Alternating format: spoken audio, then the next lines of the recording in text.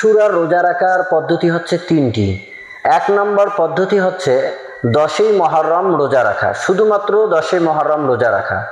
যদি শুধুমাত্র 10ই মুহররম রোজা রাখা হয় তাহলেও যে রোজার ফজিলত রয়েছে, আশুরার রোজার যে ফজিলত রয়েছে তার বিগত 1 বছরের গুনাহ মাফ করে দেওয়া হয়, সামনে 1 বছরের গুনাহ মাফ করে দেওয়া হয়, এ ফজিলত পাবে। কিন্তু শুধুমাত্র 10ই মুহররমে রোজা রাখলে তার ওখানে ত্রুটি থেকে যাবে, সওয়াবের মধ্যে একটু কমতি হবে, বাকি ফজিলত যেটা আছে ফজিলত থেকে মাহরুম হবে না।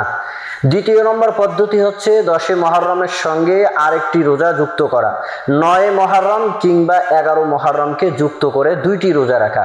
এই পদ্ধতিটাও ভালো, এটার মধ্যে কোনো নকজ থাকে না, এটার মধ্যে কোনো ত্রুটি থাকে না, ফুল ফজিলত পাবে এবং ভালো পদ্ধতিতে হবে।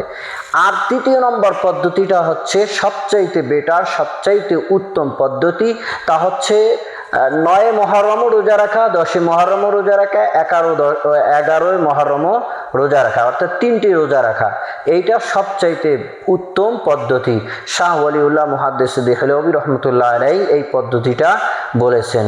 তো এইখানে 3টা রোজা রাখা, এটা আমরা বাংলাদেশে আমরা কবে 10ই মুহররম এই বছর 2026 সালে কবে হচ্ছে, সামনে শুক্রবার 10ই মুহররম, অর্থাৎ ইংরেজি মাসের জুন মাসের 26 তারিখ শুক্রবার হচ্ছে 10ই মুহররম। এই 10ই মুহররমের সঙ্গে আমরা আরও একটি যুক্ত করব, বৃহস্পতিবার রোজা রাখবো অথবা শুক্রবারের সঙ্গে শনিবার রোজা রাখবো।